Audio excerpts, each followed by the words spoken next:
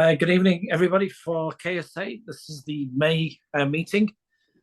Before we start, we're going to have a slight change in our normal itinerary. We're going to be having Abdullah. He's going to be going through how to do the Arabic language translation on the webinar. Then thereafter, we'll have Daryl Wake from DECRA, who's going to do a presentation, which I'm very looking forward to. So in the meantime, Abdullah, if I can hand over to you to go through the translation for the webinar. Yes, السلام عليكم، مساء الخير عليكم جميعا. بالنسبة للي يطلب الترجمة الفورية للويبينار أو للمحاضرة، ينزل تحت. لو تلاحظون تحت أسفل الشاشة جهة المايك، محل المايك، الميكروفون وصورة الكاميرا، في علامتين اللي هي السي سي كابتشنز. هذه علامة السي سي، يضغط عليها الشخص. لما تضغط عليها يطلع لك شو اوبشنز، سوري، شو كابتشنز وترانسليشن. تأكد انه هذه الاثنين شغالة، طالع لك فيها اللون الاخضر، الثنتين الازرار هذه البوتوم. بعدين تختار ماي سبيكينج لانجويج، الانجليزي او لغة التحدث الانجليزي، ولغة الكابتشن العربي. يعني اللي فوق بيكون انجليزي، اختيارك الانجليزي، واللي تحت اختيار اللغة العربية. بالطريقة هذه راح تشوف ترجمة كاملة للمحاضرة. لو واحد في عنده اي سؤال يرسل لنا على الشات. شكرا لك. Okay, Haley, thank you. You can start. Thank you, Abdullah. We'll also send out on the group, if we don't mind, Abdullah, how to do that in future. I hope it works for everybody. So, Daryl, I'm going to hand over to you. Again, I'm looking forward to this presentation.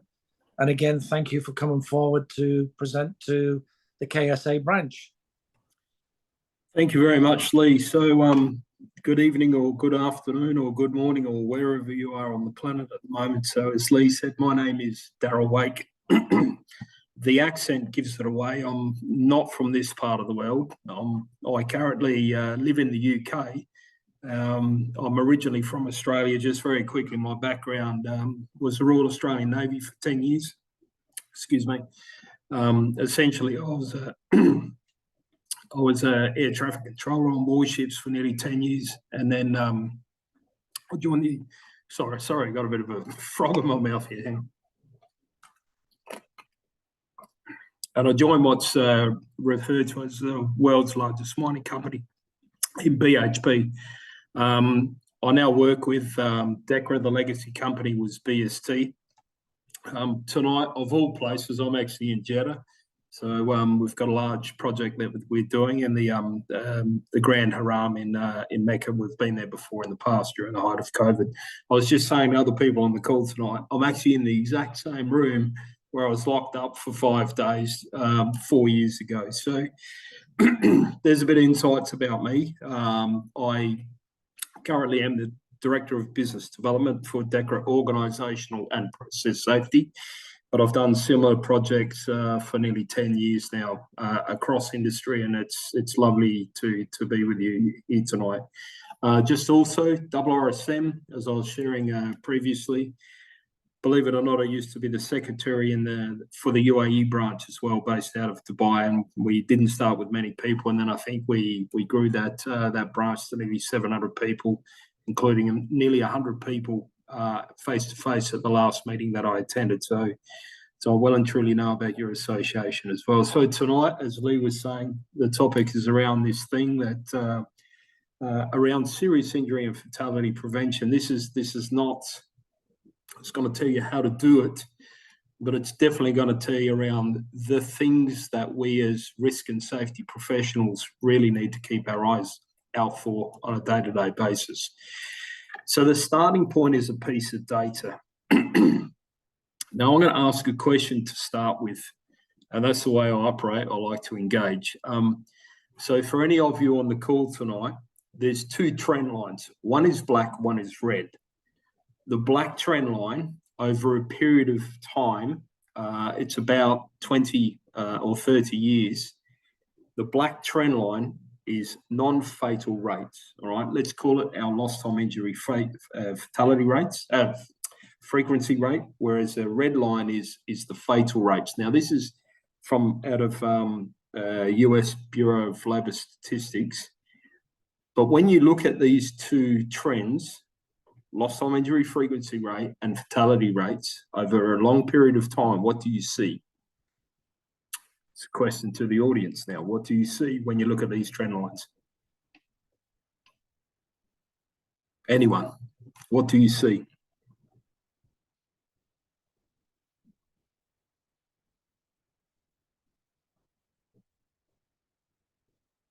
Would anybody like to respond? If not, that's fine.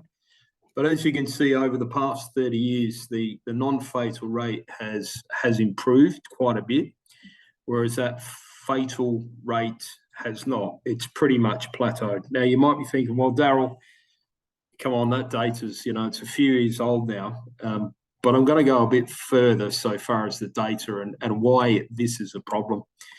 So if I go further, you can see that more people in the US just a few years ago had died than the year before at work. If I go further, if you're in the oil and gas business, if you actually have a look at some of that data as well, in fact, I think it was only last year, more people died at work than the year before.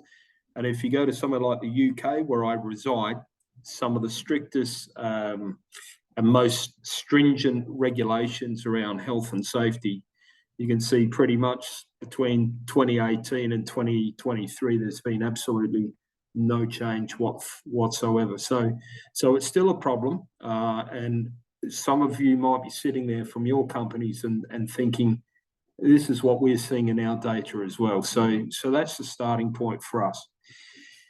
So let's get on to the question that a lot of people, we're all safety professionals, but particularly when we're talking with senior leadership in the business, let's get squared away on this thing. I know you're all safety professionals.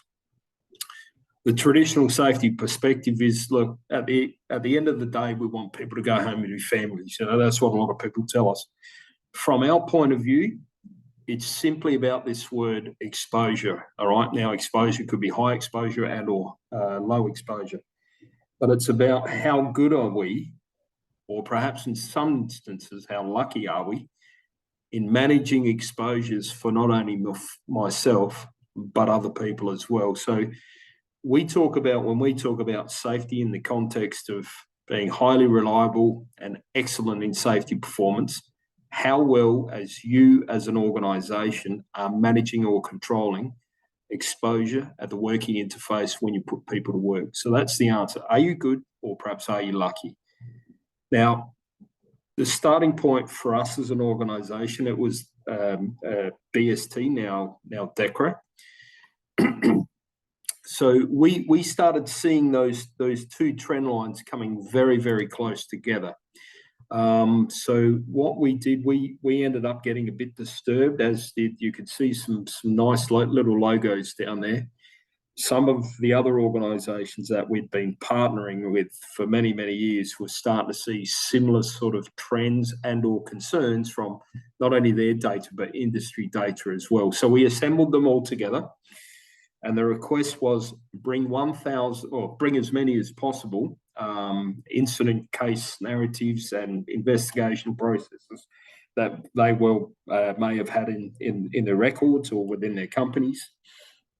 And the work study group asked two very, very simple questions. The first question, now I hope we all know the safety triangle, right? It goes back to the 1930s. Heinrich was a statistician, I believe, and he looked from an insurance perspective, what was the probability of having a workplace accident, injury, and or a fatality. And I believe the numbers were those lower level sort of near misses, first aid cases was approximately 300. Those more serious injuries, medically treated lost time injuries, was about 30 for every one fatality.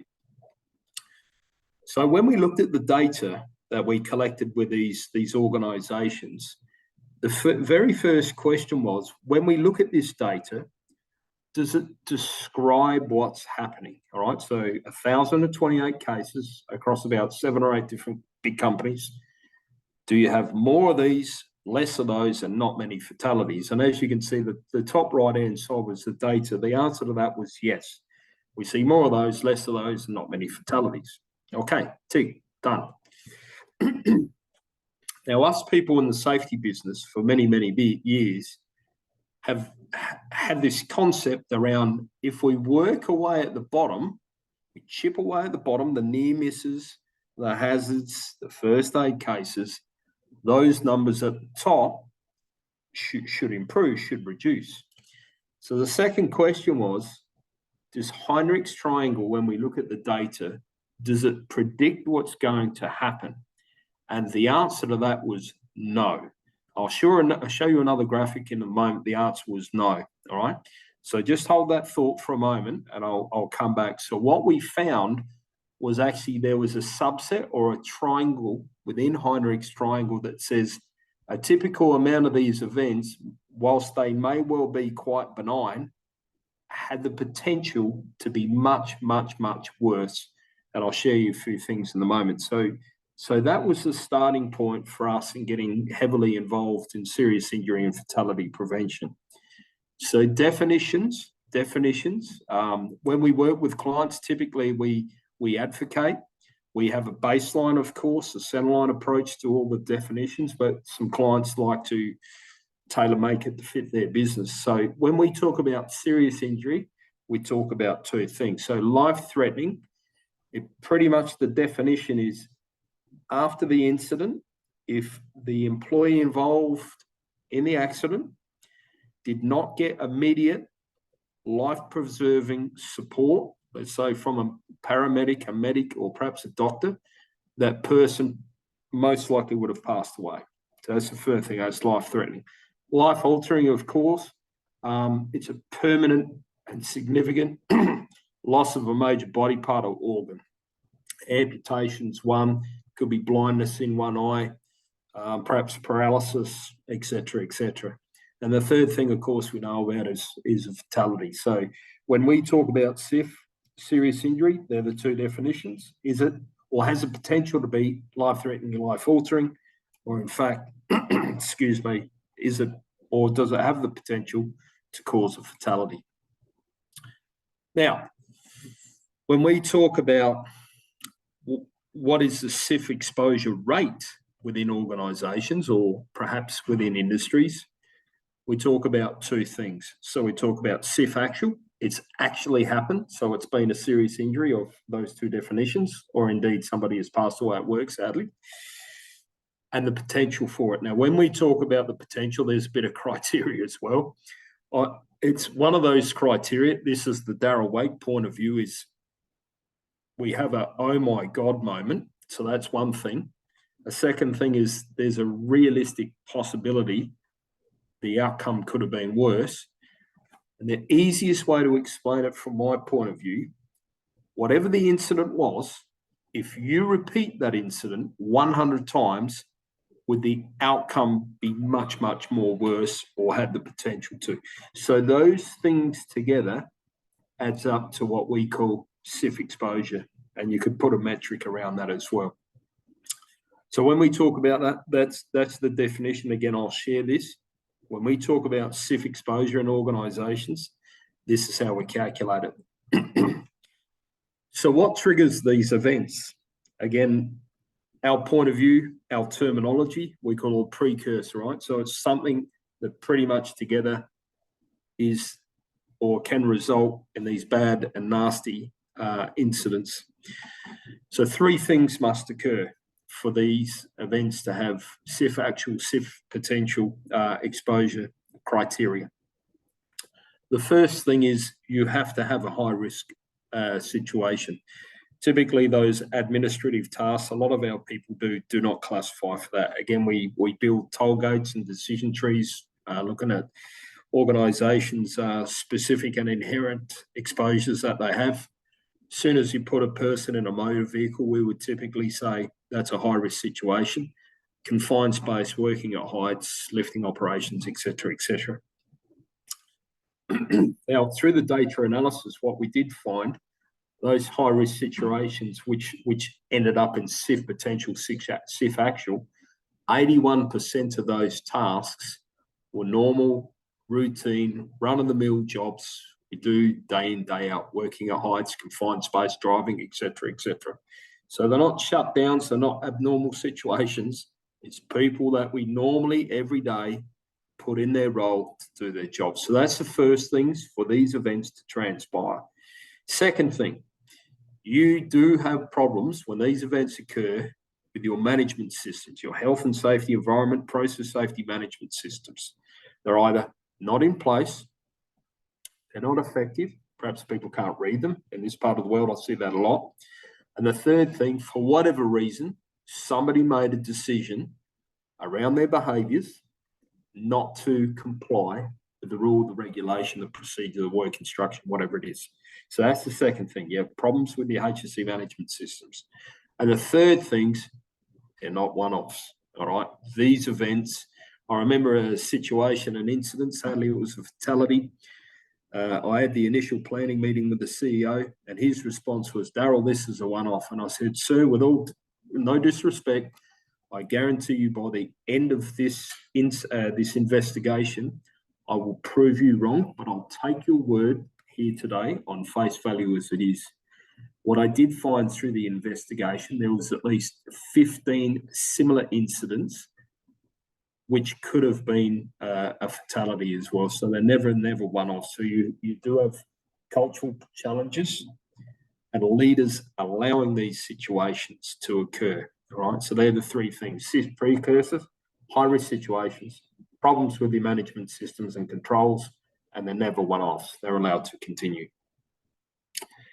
I can't remember, I don't think Lee mentioned this, but if there's any questions at all, perhaps let's just leave them till the end of the presentation. I'm happy to try and answer as many of those questions as possible. So a new way of thinking, what we believe, the cause and correlates of these SIF events are different from non-SIF events.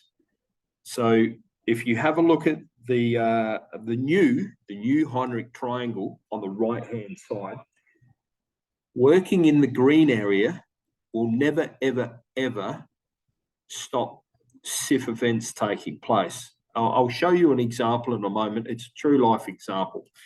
So down the bottom is those precursors. So I just mentioned those. So the black piece, they're the things that truly make a difference. Now, typically, and it was aligned with that initial work study group that I shared with you before. Typically, on average, 21% of all incidents that you're having, if it wasn't for one what if and a whole lot of luck, those events could well have been a serious injury and or fatality. As an example, only last week, I was in the Middle East. I was working with a client on a SIF prevention program. Their SIF exposure rate was 27%. I've worked with organisations that's made as much as 57, and I've been with others where it's been around 13. But typically speaking, across industry, sometimes depending on the type of work that you do and your industry, can determine what your rate is. But again, it's about 1 in every 5 that could have been life-threatening, life-altering, or indeed a fatality. And I'll get onto more of the stuff in a moment as I go forward this presentation on some of the other areas that are defined on this slide. So I've just got some headlines that I'd like to share with you today. I'll just mention this one here. If you want to reduce, some other organisations might call them high potential incidents, whatever, call them what you like. We like SIF, all right? So it's either a serious injury and or fatality. You will never get SIF prevention working in those green areas. It's not going to happen. Those events never, ever, ever will end up at the top of the triangle. The other thing that occurs in many, many organisations, as soon as particularly senior leaders hear something, lost time injury, let's spend a whole heap of time and effort on investigation and corrective action, closure, retraining, rewriting procedure. You know, it's a whole lot of effort. But when you boil down and think of it, soft muscle tissue injury is never going to be at the top of the triangle. But we spend all this time and effort trying to work out how we can repeat this. You're probably better off doing a quick and dirty 5 whys, few corrective actions, and move on. All right. And I'll show you some other examples which comes back to headline number 1 as well. Headline number 2 that I'd like to share with you. Now call them what you like. Your log, your register, your spreadsheet, Intellex, Vedantics, whatever it is you're using, it is misleading when it comes to SIF exposure. The best way I can explain this is a true story, and it happened last February. So I was working with a client in the Middle East. They were a massive food and beverage company. I did what we call phase 1, very intensive, several days data analysis. That's all we do. We get a whole heap. This particular organization had 400 incidents that were reviewed. The first incident, this first example of one from there. So what happened was I was doing the debrief to senior leadership around what we found out, where we're up to, next steps, et cetera, et cetera. Now, the guy's name was Rami, and I'll leave it at that, but he was very, very senior in the business. And I said, Rami, you had a lost time injury. And he said, okay, go on. And he said, the narrative, I shared it with him. You had a worker that lifted, like you can see in the picture here, a 20-litre bottle of water to upend it into a water cooler.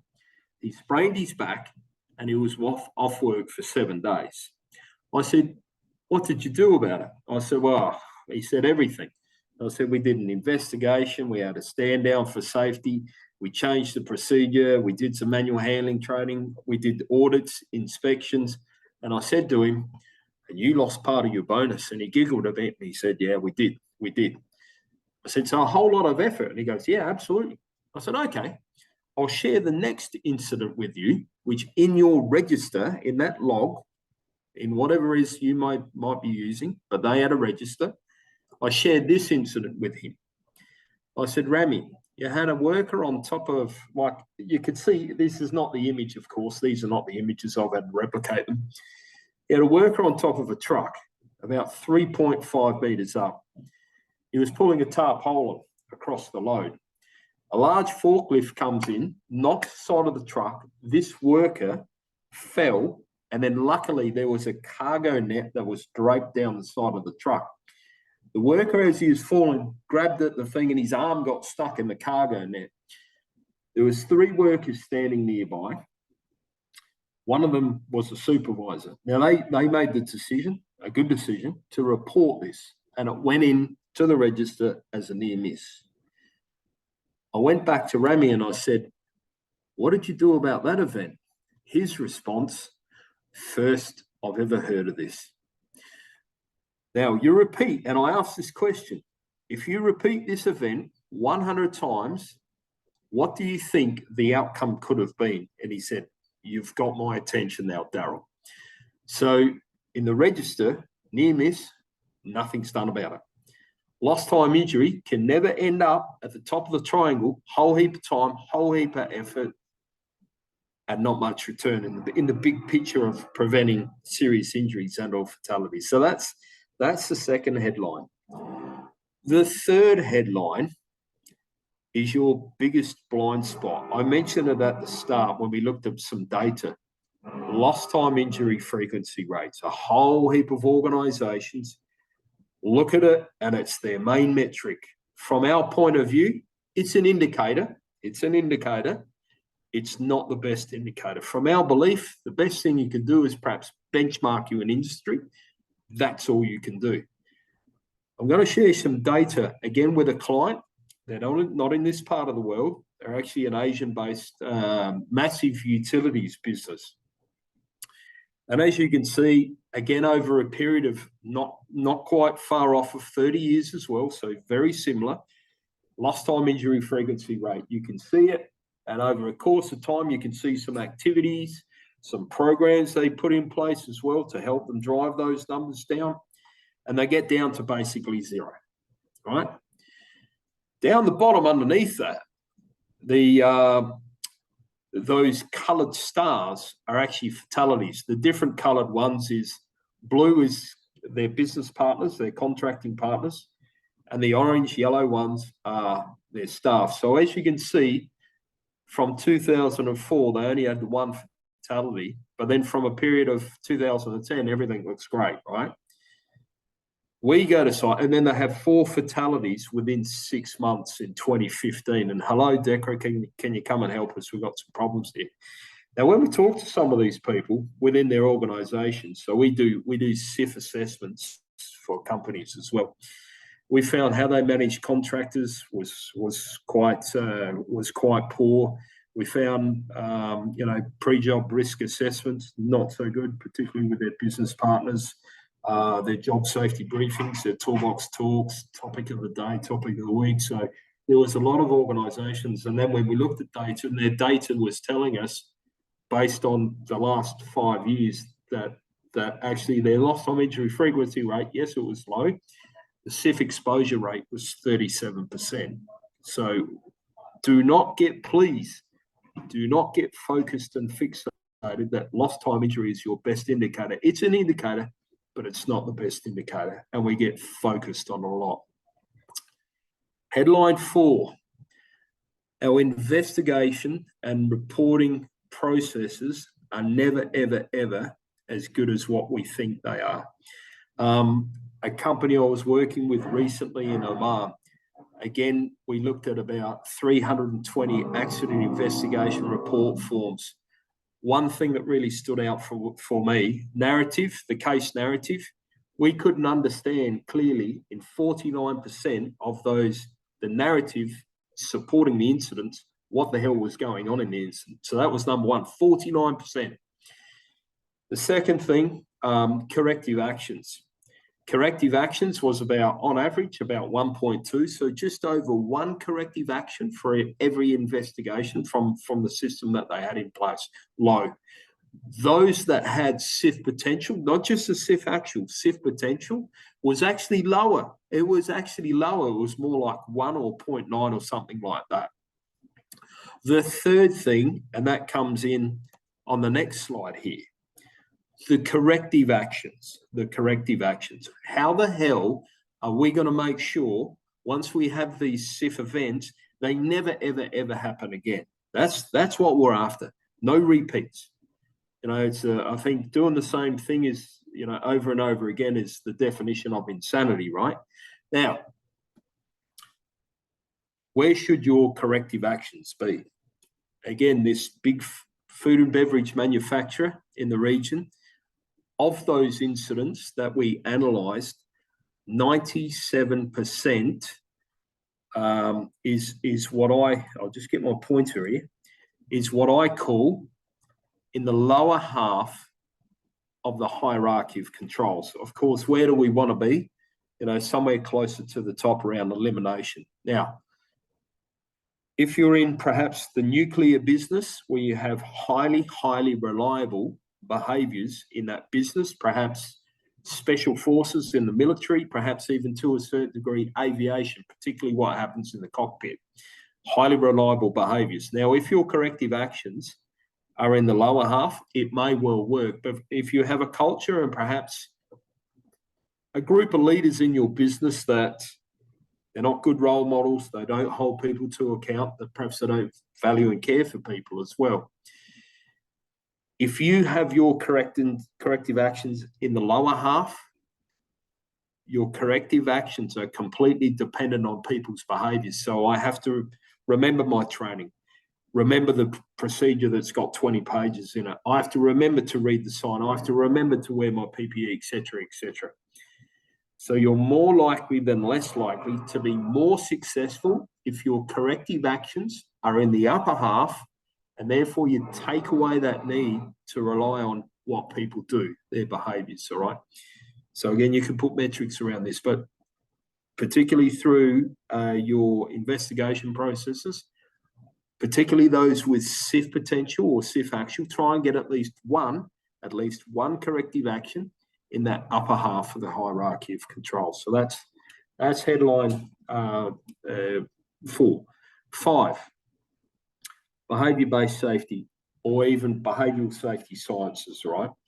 I know a lot of people out there might think, oh, Daryl, it's been around forever and it adds no value. It does add value. We do it for a business. We have several offerings, but it's significant and it's massively underutilized. So what we did some subsequent work group studies, and what we found from events that had actual SIF potential, through a half-decent observational program, these exposures and perhaps the behaviours and conditions could have been captured and perhaps corrected through a very effective observational and feedback and also corrective action tracking process.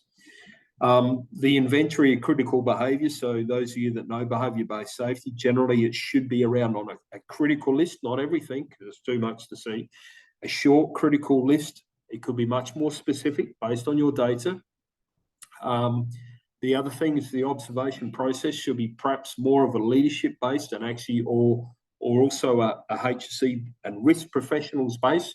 So we should know and we should support and observe and provide feedback around these specific behaviours as well. And then a whole piece around these are the behaviours from an educational perspective, the learning and development systems, how I give feedback, what I observe, etc., etc. So do not underestimate a good observation, feedback, and data collection process in a very healthy SIF program. So number 6, I think I alluded to this before. They're never one-offs, never, ever, ever. You know, they're not acts of gods. They've been there since you turn the switch on.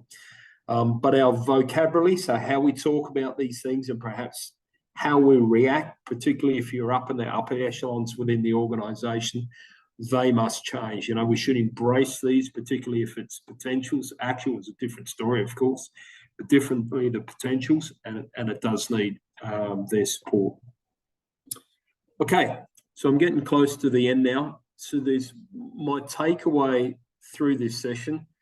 There's 4 key areas that you as a risk and safety professional and or leaders within your business must do to be successful in reducing SIF exposure. I've mentioned it a couple of times now. Senior leaders must understand it, they must support it, and they must be involved in the solutions, and they must pay major attention, particularly when these incidents transpire and take place. So they must own programs like this. They must sponsor it. They've got to be completely aboard throughout the get-go. So that's the first thing. The second thing, you have to give it some sort of visibility, right? So you've got to define it yourself. So defining it's very useful because then it strips away that judgment base. It's actually based on sort of hard facts which are known within your business. I guarantee you, a lot of you safety and risk professionals on the call, there's been incidents in your business, and you as a risk and safety professional think, I believe it's whatever it is, a lost time injury, and someone else will go, no, it's only a first aid case because, I don't know, we put a bandage on it or whatever. But if you strip away that judgment base and you've got a decision tree and it says 1, 2, 3, 4, these are our known SIF high-risk situations within our business. It doesn't matter whether it's actual potential, it just strips away the grey and it's like, it's either yes or it's no. There's no ifs, no buts. It's very, very clear. So a bit of visibility. And the last thing, what looks good, come back a bit from focusing on lost time injury frequency rates and focusing more on SIF exposure rates. Much, much, much more useful, and it gives you a much clearer picture around the level of exposure within your organisation. Know your SIF precursors. You can't do that without data analysis. So look at it. Where are my high risk, high task situations? That's the first thing. Second thing, what the hell's going on with your safety management systems? Where are they absent? Where are they ineffective? Where are they not being complied with or complied to? All right, you need to know that. And the third part, of course, you need to know why they're allowed to continue. Again, they're not one-offs. They've been there since day one. So know where they exist, and you must proactively go after them. The fourth thing is you must integrate SIF into your safety management systems. Again, incident management system. What sort of investigation do you do? Transformation or just very shallow, like I said, 5 whys, never going to be SIF. Don't spend so much time on it. Do it well, but not so much time on it. SIF potential, SIF actual, different story. Transformational, deep, culture, leadership problems, they must have occurred for these sort of events.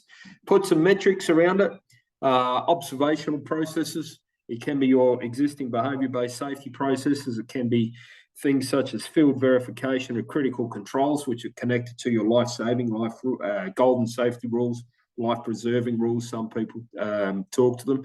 Education. Have modules for leaders, safety professionals, and then perhaps other ones for shop floor workers as well. Pre-task risk assessments, make sure you go after those and include SIF specifics. Stop the job situation as soon as it's a high-risk situation. You've got the list, you know what they are. As soon as someone's not complying with whatever the hell they're supposed to be doing, it should really will be a stop the job situation. And there's a few other aspects as well. So that's all I wanted to share. Is there any questions? Yeah, we've got a couple of questions, Daryl. Hopefully I can ask them, Lee. Yep. So Christian's asked, great presentation, Daryl. In your experience, how will you engage senior leaders around SIF so that it is a given due attention down the line, especially outside the operational activities, e.g. project planning? Any top tips? Yeah, so the first thing, as I mentioned before, you got to educate them. They've got to educate them, got to sponsor it. And the second thing is you got to put some metrics. So you must make sure that this stuff is visible. Put it as far up on the corporate HSE dashboard as possible. So it's got that visibility. They then talk about it. They manage it. They control it. They follow the corrective actions through. So SIF exposure rate is one. It can also be the corrective action processes. So what percentage of our corrective actions are in the upper half versus the lower half? Another thing you can do is, again, senior leaders, corrective actions, agree to whatever the timeline is going to be, but those that are associated with SIF, anything that is pretty much overdue for closure, your senior safety or senior leaders within the business should be saying, hey, or they should be asking some questions. Why is that not closed out? Because we're probably going to have a repeat. But I think education, sponsorship, and put some metrics on your dashboard as well. Hopefully that answered that one, Lee. Yeah, hopefully, yep. It's from there. I've got one anonymous. Please elaborate on the difference between life-threatening and life-altering incident. So yeah, I know you covered that in the beginning. I think I covered that, didn't I? Yeah, you did. Just to recap, hang on, I'll come back. Sorry, I skipped through my slides, so I'm going to go. Right, life-altering, basically the person involved in the incident or the potential for the incident, potential for that particular injury, life-altering, as an example, there's some sort of permanent disability. The examples I gave, amputation.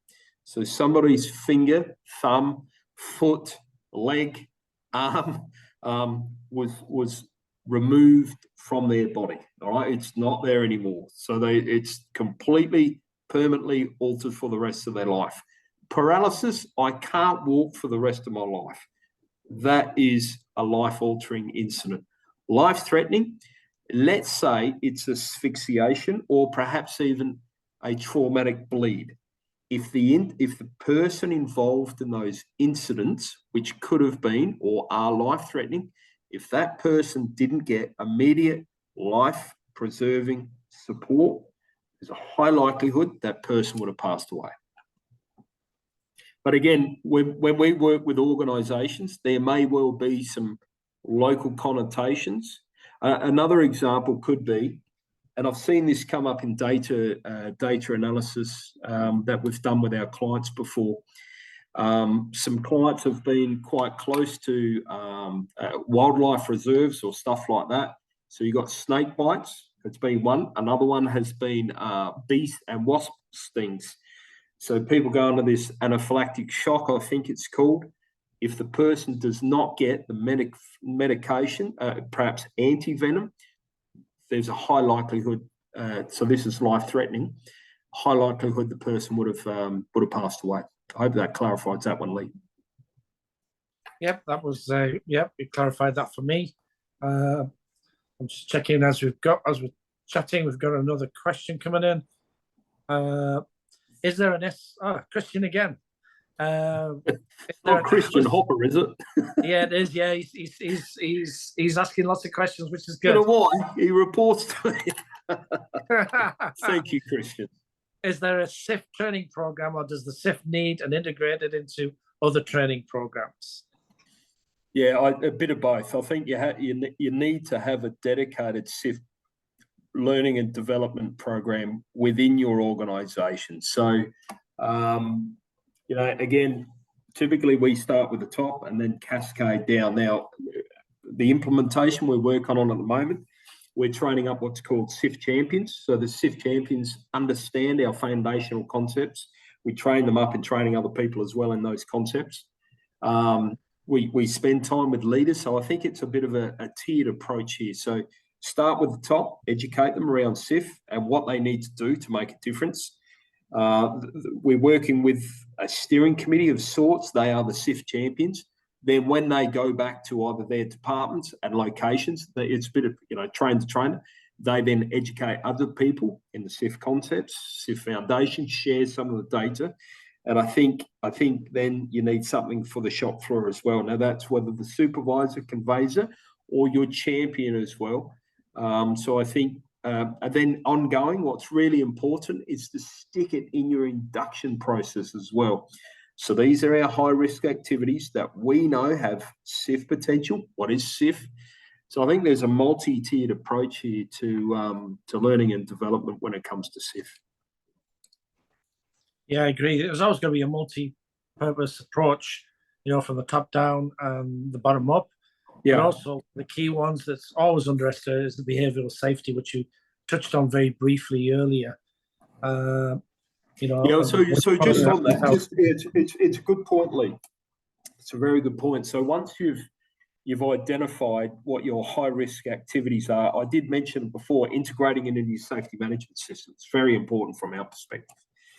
You must train people up in effective observations and feedback mechanisms around that as well. So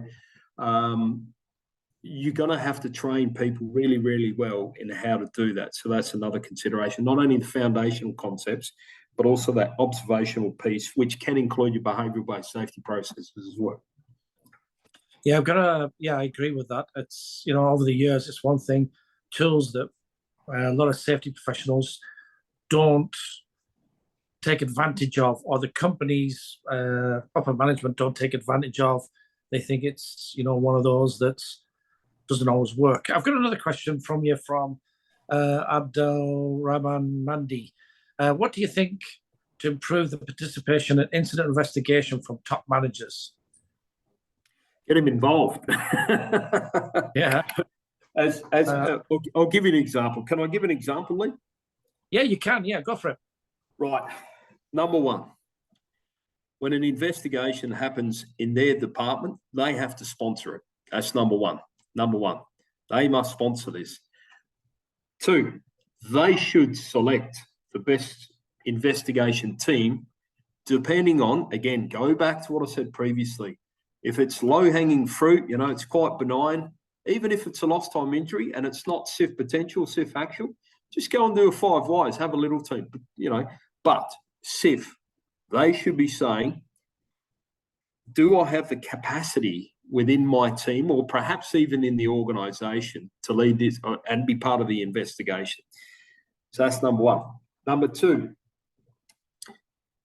managers or leaders, executives, once educated in it, they should be involved in reviewing the investigations, not only the detail in it, but looking at those three things. Have we captured the high-risk situation? 2, I should have something there around my safety management systems. Tell me where they're absent, ineffective, not complied with. And 3, they're not one-offs.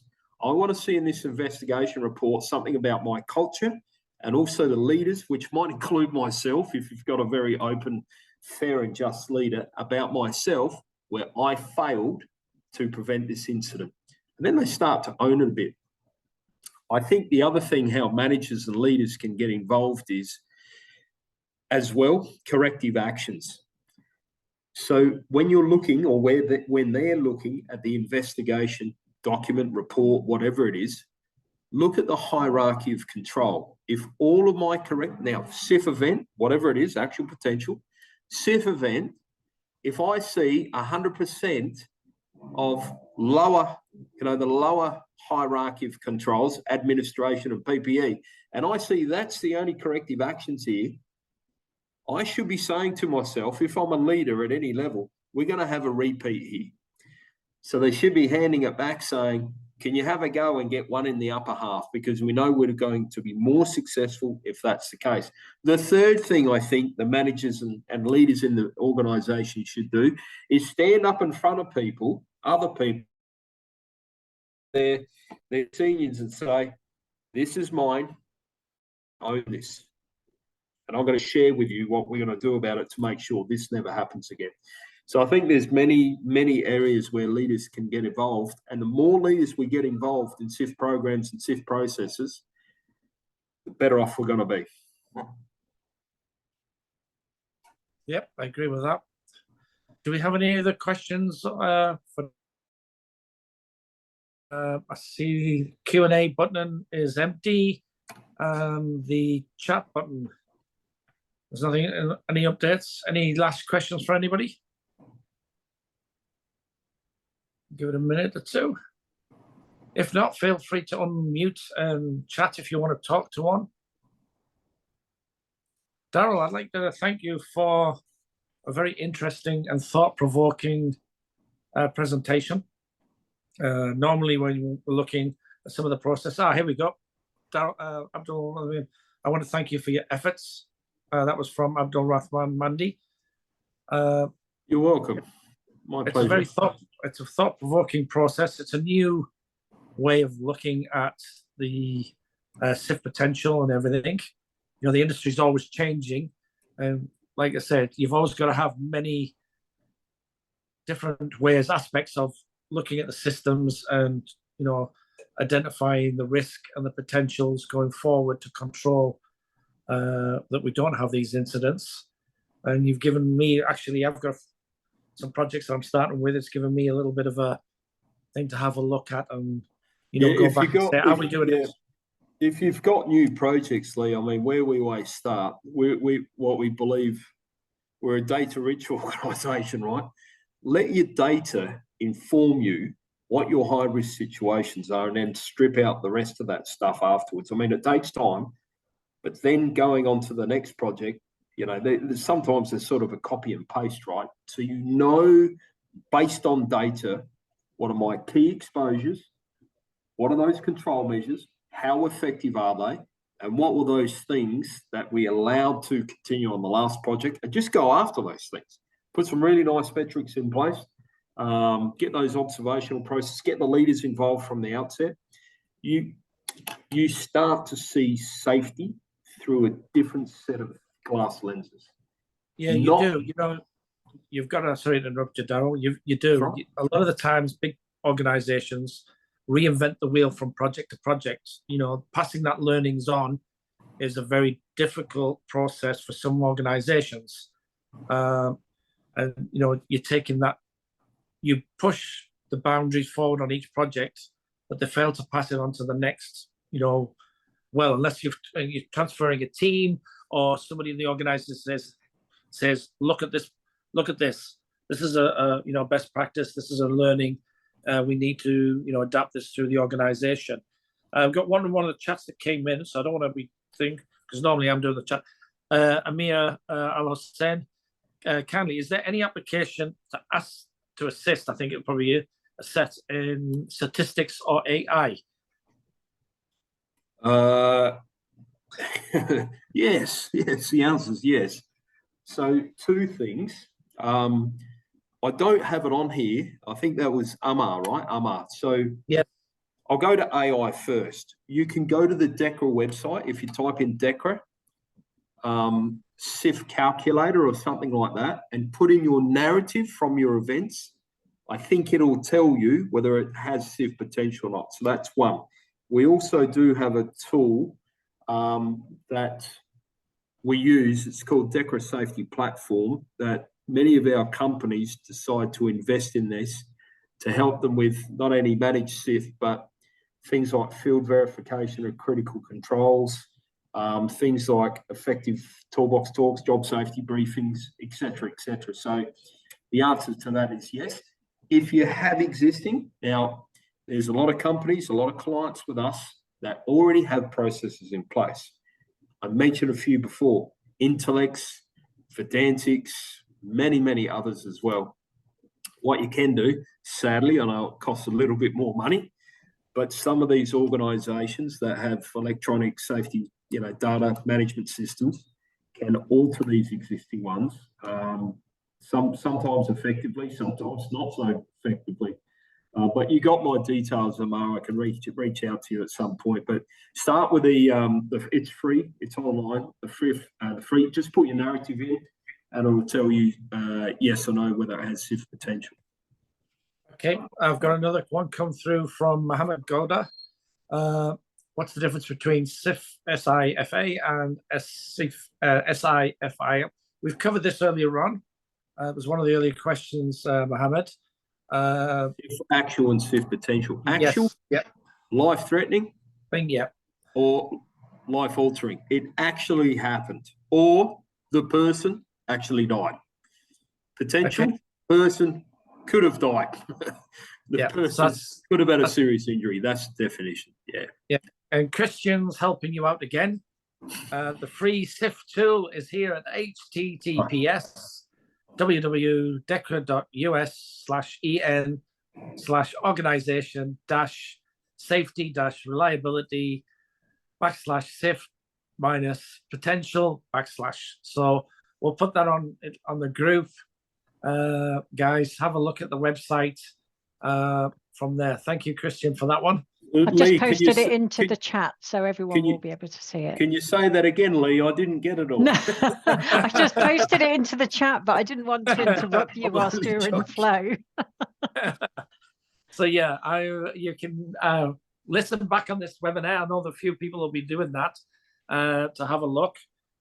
Again, Daryl, it was excellent. Emma's got one. Can you provide a webinar about this matter in the future? Yes, we can. We can reach out to Daryl again. Yeah. Or we can have others coming in.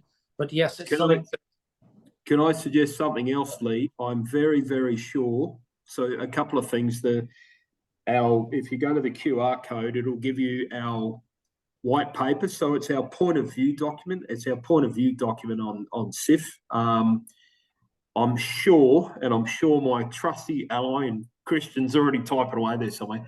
I am sure we have recorded webinars that some of our SIF experts, some of them have designed our programs, some of them are doing a lot of research and development in SIF.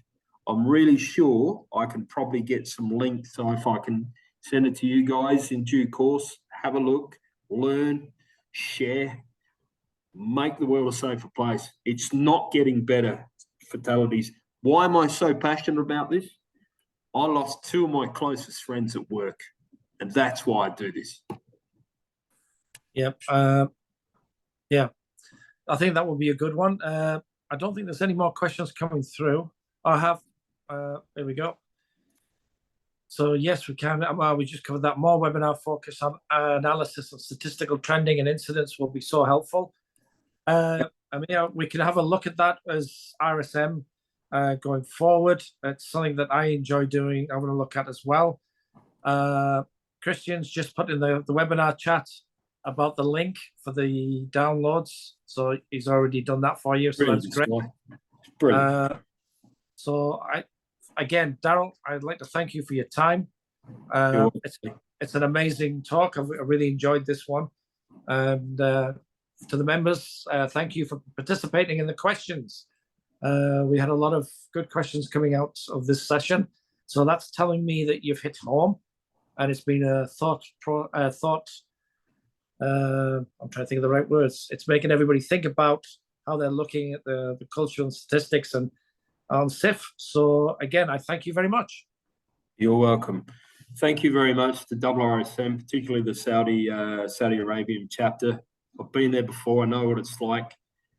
We do have an awesome job in making the world a safer place. But thank you, not only on behalf of me, on behalf of DECRA. Thanks for your time. Really appreciate it.